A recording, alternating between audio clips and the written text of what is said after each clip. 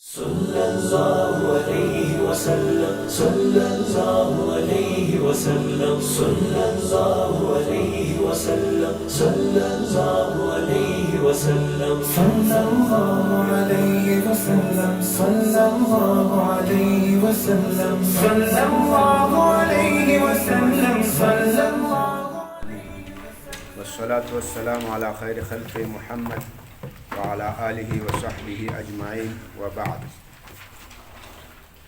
مغتاسي دي أمير المؤمنين يا دي خليفة يا دي إمام أعظم باستلاح دي الشرائط وتراغليو فاقيكم أغا شرائط شروع كريو سي أغا اتفاقي شرائط دي يعني طول دي هغه تسلیم کوي عام ویلو هغه په دوم درجه هغه شرایط تراغلي او چې هغه کې اختلاف وو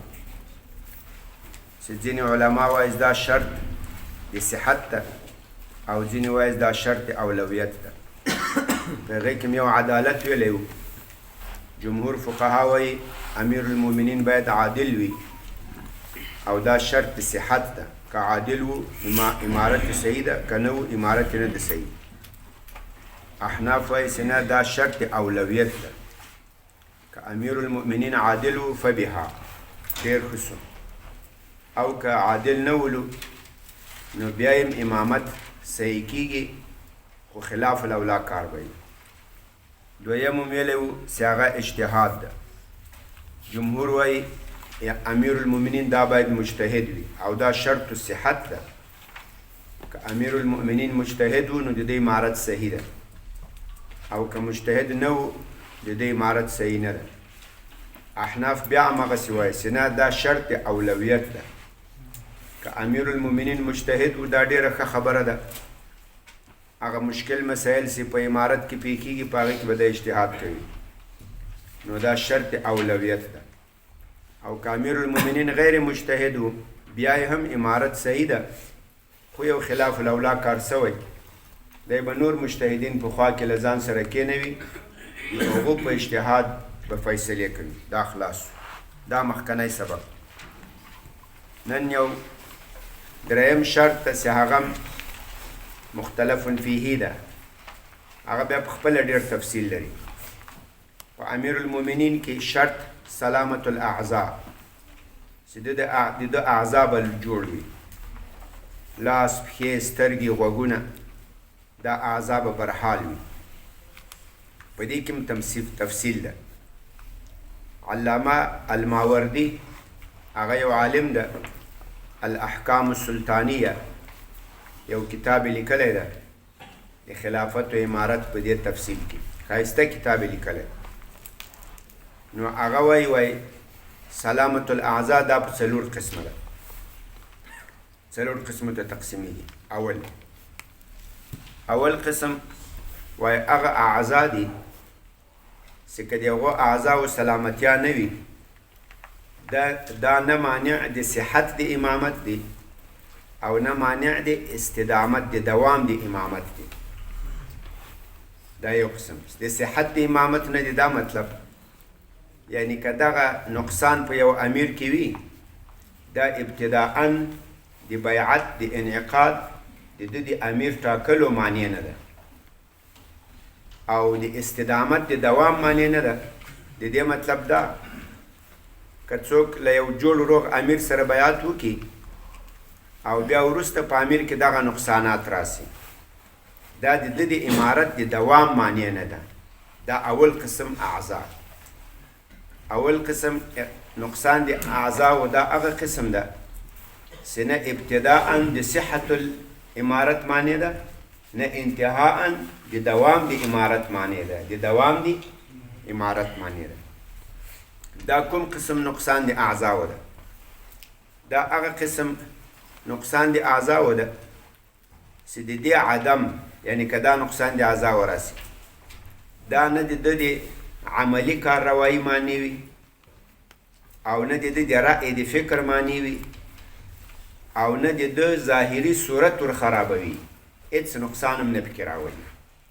درې خبرې دغه قسم نقصان د اعضاو چې نه معنی د ابتدا د امارت ته او نه فصل امارت نه د دوام د امارت ته، دا هغه نقصان د اعضاو ده چې په دې نقصان د اعضاو سره نه رأی ته نقصان راځي، نه ظاهري منظر ته نقصان راځي، او نه عملی کارروایی کې تغییر تبدیل راځي.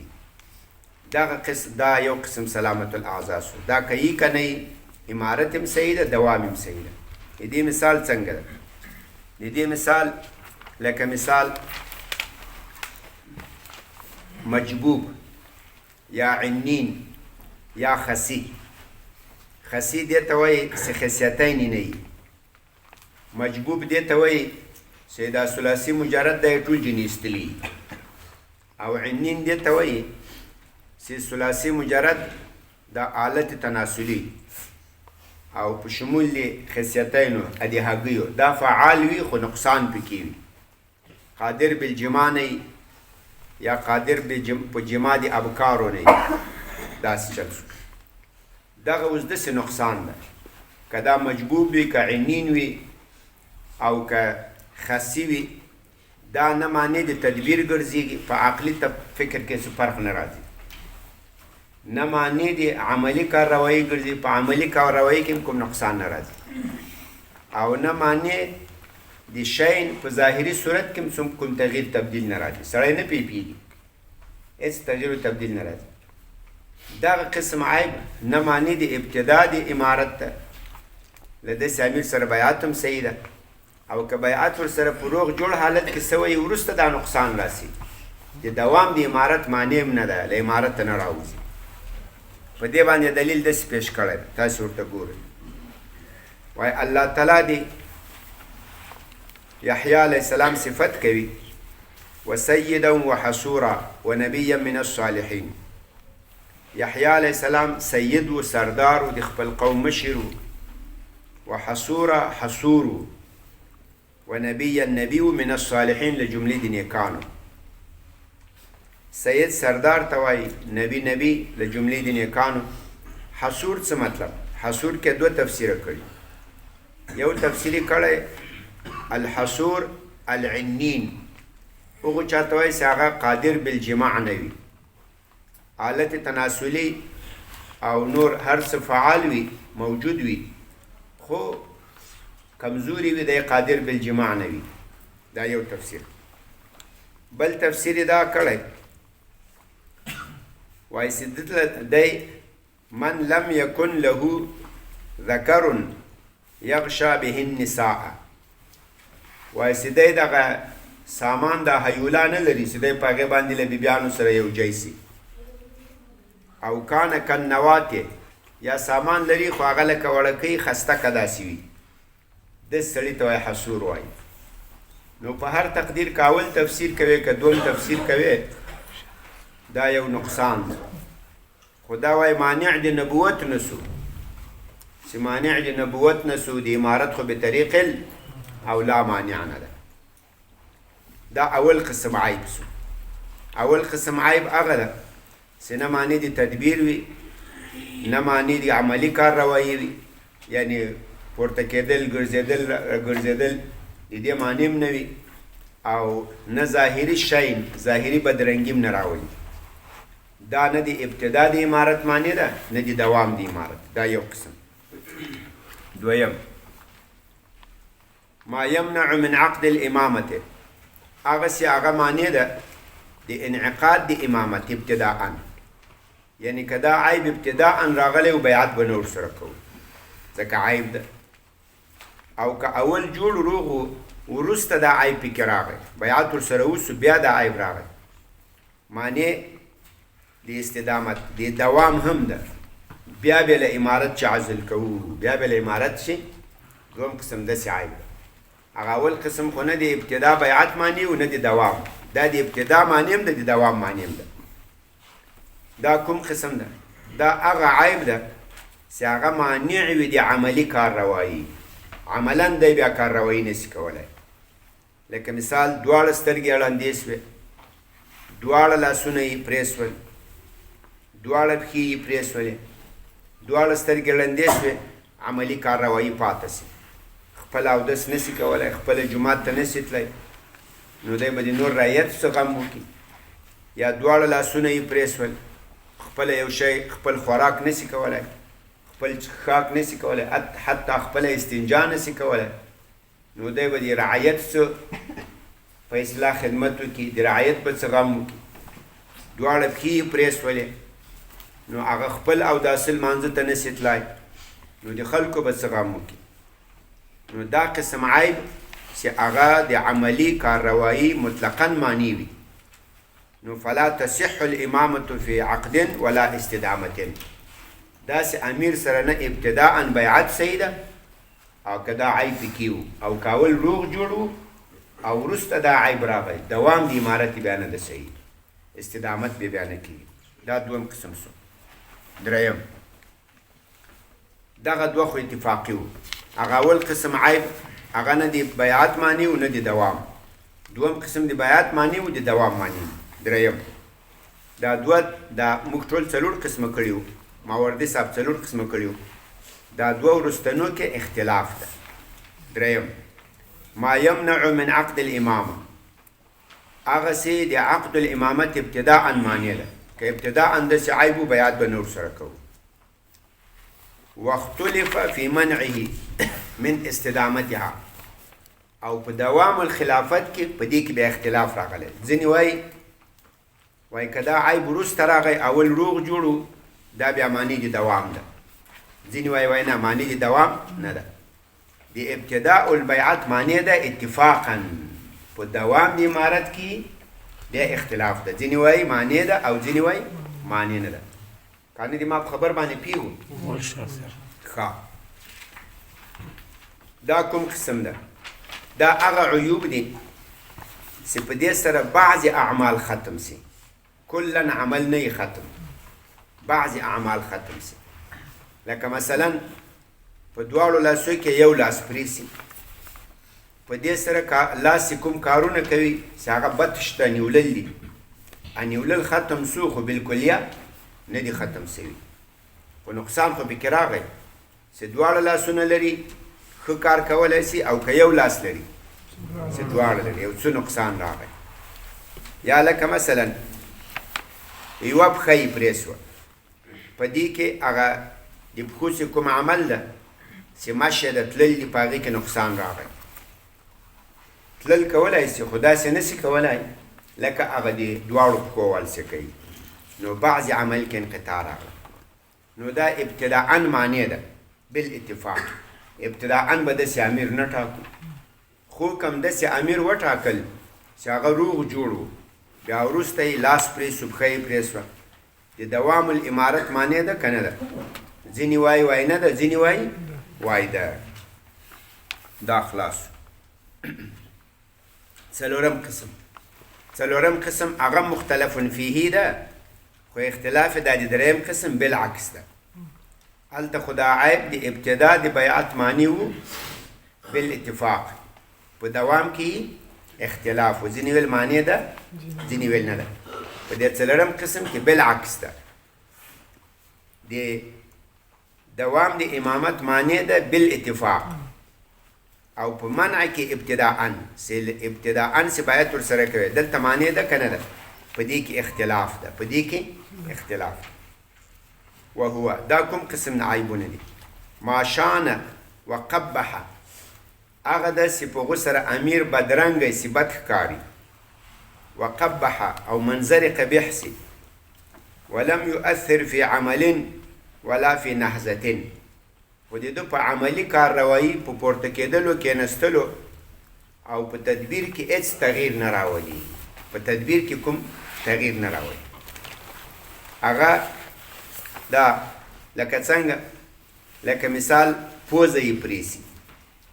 اوس پوزه چې پرېسي، په دې سره تدبیر کې نقصان نه راځي، عقل و فکر ته نقصان نه رسېږي، رأی و تدبیر په خپل حال پاته وي، عملي کارروایي کې هم نقصان نه راځي. هماغسې به پورته کېږي، کېنېږي، لمانځه اوداسه د خلکو خدمت کې هماغسې منډه کولی سي، یا یې دواړه غوږونه پرېسي، یا یو غوږ پرېسي. اوس په دې سره بدرنګي راځي، پوزه پرېسي، غوږ پرېسي، خو په عملی کارروایي او په نظري په تدبیر کې په رأی سوچ کې په دې کې فرق نه راځي. نو دا مانع ده له استدامة الامامت نه. غلط سو دا مانع نه ده له استدامة الامامت نه بالاتفاق. خو په ابتدا کې سره د سره به بیعت کېږي که نه کېږي، ابتداءً داسې امیر په دې کې اختلاف ده. بعضې وایي کېږي به، بعضې وایي نه به کېږي. دا هغه چې هغه سلامت الاعضاء چې دا په امیر کې شرط ده، خو شرط داسې شرط چې مختلف فیه ده، ټول څلور قسمه سو. خو موږ تاسو ویلي وو چې موږ هغه شرایط بیانوو چې هغه په امیر کې شرط دی خو مختلف فیه دي. دویم مخکې ویلي وو عدالت و اجتهاد و. دریم هم نن وویل سلامت الاعضاء. څلورم النسب. د امیر نسب دا به قریشي وي که به غیر قریشي وي. په دې کې جمهور فقها، ائمه مجتهدین، صحابه تابعین، هغه وایي امیر دا به قریشي وي. د جمهور خلاف ابوبکر باقلانی او خوارج. خوارج هغه ډله ده چې د علي رضی الله تعالی عنه مقابل کې دی را پاڅېدلي وو. انشاءالله خپل تفصیلي بیان مې په خپل ځای کې کوو. علي رضی الله تعالی عنه په خپل دور خلافت کې له معاویه رضی الله تعالی عنه سره د جوړجاړي یو پرېکړه وکړه چې یو کس په د مال طرف نه وي، د حضرت علي رضی الله عنه طرف نه ابو موسی الاشعري، او بل کس په د معاویه رضی الله عنه طرف نه وي عمرو بن عاص. دا به سره کینی مشترکه فیصله به وکړي چې دوی څنګه فیصله وکړه. داسې دا کسان وټاکل، د ده په لښکرو کې ځینې خلک راووتل او علي رضی الله تعالی عنه ته ویل چې ته خو کافر سو. ولې کافر سو؟ تا دا د په ابو موسی اشعري په عمرو بن عاص باندې فیصله وکړه، په غیر الله دې فیصله وکړه. ان الحکم الا لله. حکم فیصله نه مگر دا الله ته وي. ومن لم يحكم بما انزل الله فاولئك هم الكافرون. دا خبرې کولې. علي رضی الله عنه د دې مناظرې ته عبد الله ابن عباس رضی الله تعالی عنه ورولېږل. هغه ورسره ډېر بحث وکړو. نو د بحث په نتیجه کې ورته وویل وایي که چېرته الله ویلي و چې تاسې په غیر الله باندې فیصله وکړئ بیا به څنګه وي؟ وایي بیا به موږ بالکل ومنو. وایي خو دې آیت شریف ته ګورئ وإن خفتم شقاق بینهما. که تاسې د ښځې د خاوند مابین کې د اختلاف ویره درلوده، سارو بیګا جنګونه و د چپلکو د چمچو، فابعثوا حکما من اهله و حکما من اهلها. راولېږئ یو حکم فیصله کن. حکم چاته وایي؟ فیصله کوونکی. له جانب د کورنۍ د خاوند د هغې کاکا ماما تروي، یو له جانب د زنانه د هغې مصر وروري پلاري کاکایي. نو دا دواړه به سره کېني. فإن یریدا اصلاحا. که دې دواړه اصلاح د اراده درلوده یوفق الله بینهما. خدا د فیصله یې وکړه. بل مثال یې وویل وایي که څوک یو داسې حیوان مړ کړي په احرام کې یا په حرم کې، نو په دې باندې د مثل لازمیږي. مثل به څنګه معلومو؟ یحکم به ذو عدل منکم. یو مثل فیصله به دوه شی کوي، دوه عادلان کوي. په دې کې ډېر خلک بیرته راغلل. نور هم ډېر بحث ورسره کړی، خو بعضې خلک په خپل حالت باندې پاته سو. بیا حضرت علي صاحب ورسره جګړه وکړه. هغه بیا خپل بحث په خپل ځای کې بیا وایو. دا خوارج دا هم وایي. دې ته خوارج هم ځکه وایي د علي رضی الله عنه له مجاهدینو له لښکر نه دوی ووتل، د هغو مقابلې ته بیرته راجګ سول. دوی هم وایي په امیر کې قریشیت نه ده شرط، هر څوک امیر کېدی سي. نو دا نسب قریشیت د امیر دا هم یو شرط ده مختلف فیه. جمهور په دې مسله باندې دوه دلیله وایي چې په امیر کې قریشیت شرط ده. یو دلیل هغه احادیث دي، او دویم دلیل هغه اجماع دي صحابه ده رضی الله عنهم. احادیث دا دي عبدالله ابن عمر له نبی علیه الصلاة والسلام نه روایت کوي نبی علیه الصلاة والسلام فرمایي وای لا یزال هذا الامر همیشه به وي دغه امر د خلافت د امارت فی قریشین دا به په قریشو کې وي ما بقي منهم اثنان تر څو چې له دوی نه دوه کسان پاتې که دوه قریشه پاته هم وي په دې کې به یو امیر کېږي رواه البخاري نو دا د نبی اسلام خبر ورکړی چې دا امارت خلافت دا به په قریشو کې باقي وي دویم دا هم د عبدالله ابن عمر رضی الله تعالی عنه روایت ده خدا مسلم نقل کړی نبی علیه الصلاة والسلام نه روایت کوي هغه فرمایي لا يزال هذا الامر في قريش ما بقي من الناس اثنان تر څو چې خلکو کې دوه کسان پاتې هلته خو ویل ما بقي منهم که په قریشو کې دوه کسانو دی به په خلکو په دې کې به یو خلکو امیري دلته وایي که په ټولو انسانانو مسلمانانو کې دوه کسان پاته سي او یو قریشي وي امیر به څوک وي امیر به دغه قریشي وي بل روایت ابو هریره ده رضی الله عنه متفق علیه ده نبی صلی الله علیه وسلم فرمایي الناس تبع لقریش خلق دا د قریشو تابعدار دي فی هذا الامر په دې مشرتوب کې مردم در سرداری تابع قریش هستند مسلمهم تبع لمسلمهم و کافرهم تبع لکافرهم په دې مشرتوب کې که مسلمانان دي هغه د مسلمان امیر تابع دي قریشي که خلک کافران دي هغه د کافر امیر تابع دي قریشي د نبی علیه الصلاة والسلام ډېرې غزاګانې وسوې د بدر غزا وه دې طرف ته نبی علیه الصلاة والسلام نبی ولو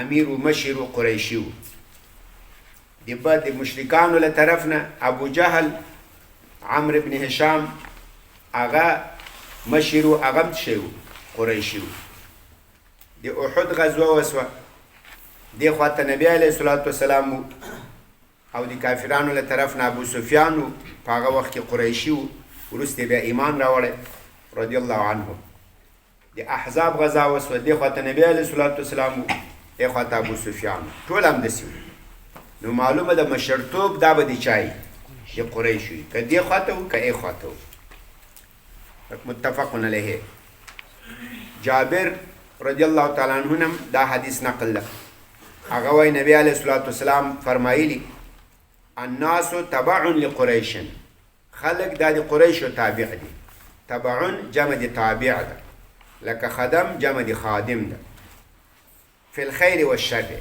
خلق د قریشو تابع دي په خیر او په شر په خیر کې یعنی په اسلام کې که د اسلام خواته خلق راټولو مشر به قریشي فی الشر یعنی په کفر کې که د کافرانو ډله جوړوم ته پکې وګورې مشر به قریشي له ابو برده رضی الله تعالی عنه روایت ده دا د جابر ابن عبدالله حدیث امام احمد رحمه الله روایت کړی په خپل مسند کې ابو برزم روایت کوي وای نبی علیه الصلاة والسلام فرمایي الائمة من قریش امامان سرداران امیران دا بل قریشو نه وي ما عملو بثلاثن تر څو چې دوی په دې دریو خبرو عمل کوي وروسته په حدیث کې دغه تفصیل راغلی رواه ابو داود الطیالسی فی مسنده دا ابو داود طیالسی روایت کړی په خپل مسند کې یو دغه ابو داود د سیمو تاسو په لو دوره کې وایو سنن ابي داود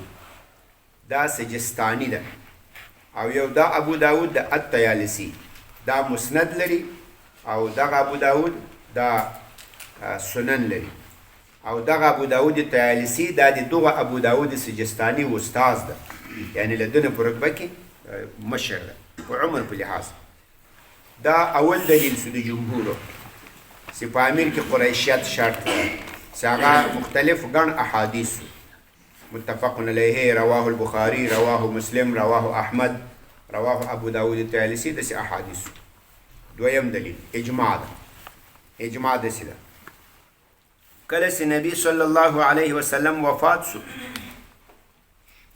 نو ابو بکر صدیق رضی الله تعالی عنہ په دې وخت کې حضور نه درلود هغه خپل کور ته تللی و صنح مقام ته تللی و هلته یې د کور و هلته چا خبر ورکړو چې نبی اسلام وفات شو هغه راغی ورغی د نبی علیه الصلاة والسلام کمرې ته هغه باندې څادر پروت و مخ مبارک یې پټ و ابوبکر صدیق رضی الله تعالی عنه ورغی څادر یې د نبی اسلام له مخ نه لا لرې کو او ویې ویل فدن لک ابي و امي مور و پلار مې تا نه قربان او بیا پې ورټیټ سو مچې کو له سترګو نه یې اوښکې تویېدلې او اوښکې د نبی اسلام په مخ باندې ورتوی سوې او بیا یې ویل ما اطیبک حیا و میتا تو څومره ښایسته یې که ژوندی وې او که اوس وفات شوی یې یعنی تا په د حسن کې د تا په بدن په نرمي کې د بدن په هغه پوستکي کې هیڅ فرق نه ده راغلی په دې مرګ سره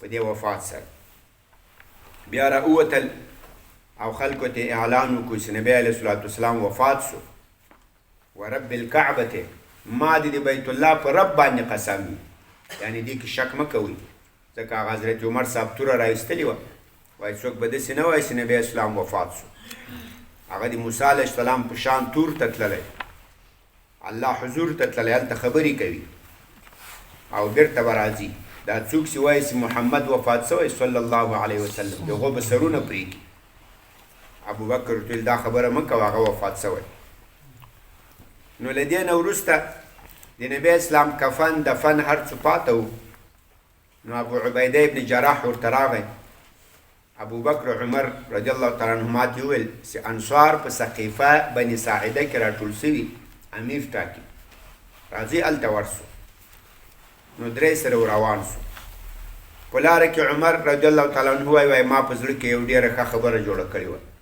یو ډېر ښه بیان انی زورت فی نفسی مقالة ما په زړه کې یو ډېره ښه مقاله جوړه کړې وه چې هلته ژږ سم دا تقریر بې نظیر به کوم وایي چې هلته ورسېدو ما د پورته کېدو اراده وکړه ابوبکر راتول سي کېنه او د هغو مخالفت ما نه شوی کولی چې هغه ما ته یو امر وکړي او زه همسې نه کېنم وایي بس کېنستم وایي بیا ابوبکر رضی الله تعالی عنه پاڅېدو هغه تقریر وکړو وایي په الله قسم ما چې کومې خبرې زړه کې جوړې کړې وې هغه یې ټولې وویلې او تر ما یې په ښه انداز کې وویلې ابوبکر رضی الله تعالی عنه کې دا نرمي زیاته وه خبره به په نرمي باندې کوله کله یوه خبره وسي خو یو په سختي وکړي او بلې په نرمي وکړي د نرمي خبره خلک ډېره ښه مني ابوبکر رضی الله تعالی عنه په خپلو خبرو کې وویل اولې وایي د انصارو صفت وکړو چې انصار دا ډېر لوی خلک دي نبی صلی الله علیه وسلم فرمایلی دي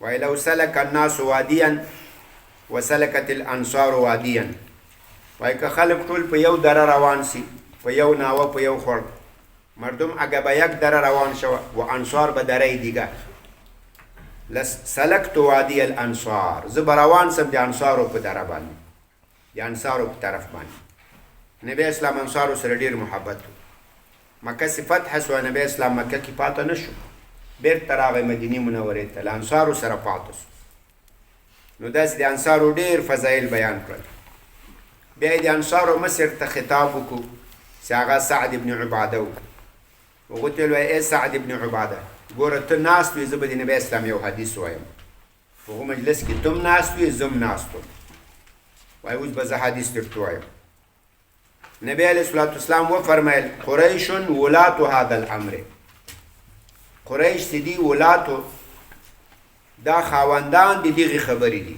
ولات جمع دي ولی یا والی هغه څوک چې یو کار د ده په لاس کې وي لکه قضات جمع د قاضي وایي نبی اسلام ویل قریش ولات هذا الامر قریش دا خاوندان د دغه امارت دي د خلافت دي د مشرتابه دي قریش اصحاب ای سرداری است یعنی سردار باید یا باشه فبر الناس تبع لبرهم و فاجرهم تبع لفاجرهم دا نیکان به تابعدار د نیکانو وي بدان به تابعدار د بدان وي یعنی په خلکو کې به مسلمانان هغه په مسلمان قریشي پسې روان او بدان کافران هغه به په کافر قریشي پسې روان لکه مخکې نور حدیثونه په دې کې متعدد رانقل بیا سعد ابن عباده ته ویل وایي نبی اسلام داسې وویل که یې ونه ویل د انصارو مصر ته ویل فقال سعد ورته ویل صدقت رښتیا دي وویل. صحابه و د نبی اسلام په حدیثو کې بالکل دروغ نه ویل. صحابه عدول ول د نبی اسلام په اخباراتو دغه په احادیث کې رښتیا دي ویل. وای بس زه په خبر پوه شوم نحن الوزراء وانتم الامراء، بس تاسې به امیران یاست یو قریشو، موږ به د تاسې وزیران یو. عینا لکه د نبی اسلام په حیات کې دغه نصرت هم کړی، دغه مدد هم کړی. اوس به تاسې د نبی اسلام کارونه دغه دین دا به خلکو ته رسوئ، موږ به همدغسې تاسې سره وزیران یو، له تاسې سره مدد نصرت کوو. په دې سره خبر ختمه شو. تاسو اوس کیسې ته پام وکړئ. په دې مجلس کې انصار راټولو، یو مشر راټولو، له قریشو نه 3 کسان راغلي ول. په دې خبرو د دې توافق راغی چې امیر به له قریشانو نه وي. انصار چې هغه راټول سوي په دې اراده وو چې موږ به مستقل امیر ټاکو. هغو دا خبر ورسره ومنله که نه ومنله؟ ویې منله. خبره ختمه شوه. له دې نه وروسته په ټوله مدینه کې دا خبره خوره شوه چې امیران به دا به په قریشو کې وي، دا سرداران دا به د قریشو وي. کوم بل صحابي راجګ سو په دې خبره تردید وکړو؟ نیو. نو دا اجماع سوله. دا د بعضو صحابه کرامو کوم چې مجلس کې حاضر وو لکه انصار او دا 3 کسان د مهاجرینو، د دې خو صریح اجماع سوه. دوی په دې خبره تصریح وکړ او نورو سکوت وکړو، هغې په دې خبره باندې انکار ونه کړو. نو دا اجماع د صحابه سوه الائمة من قریش. که دا داسې نه وای په دې مجلس کې به سعد بن عباده پې رد کړی وای، یو بل انصاري به رد کړی وای. دوی خو راټول په دې مطلب و، مقصد و. که دا داسې نه وای له دې نه وروسته خو نور هم ډېر صحابه وو. 10 مبشره تقریبا اکثر حیات ول، اصحاب د احد ژوندي ول، اصحاب د بدر، اصحاب د بیعة الرضوان ژوندي ول. هغه خلک ژوندي ول چې هغوی د اسلام لپاره تر دغه وخته پورې کلونه قرباني ورکړې وای. که د ابوبکر صدیق صاحب دا فیصله د سقیفه بني ساعده د صحابه و دغه فیصله چې امیران به د قریش وي، که دا غلطه وای، هغو صحابه و چې د اسلام په لار کې قرباني ورکوله، جهادونه یې کول، هغو به په دې خبره انکار نه وای کړی؟ خامخا به یې کړی. چا پې انکار وکړو؟ نه. نو په اجماع د صحابه و دا ثابته ده الائمة من قریش. نو هغه قول چې د ابوبکر باقلاني نه نقل ده یا خوارج وایي چې غیر قریشي به امیر کېدی سي، هغه قول مرجوح ده. هغه قول باندې کوم خاص دلیل نشته. اگر که دوی دلایل ویلي دي انشاءالله د دغه مخالف جهت دلایل او بیا د هغو دلایلو هغه تردید هغه به سبا ته ووایو. استغفر الله تعالى لي ولكم ولسائر المؤمنين وصلى الله تعالى على خير خلق محمد وعلى آله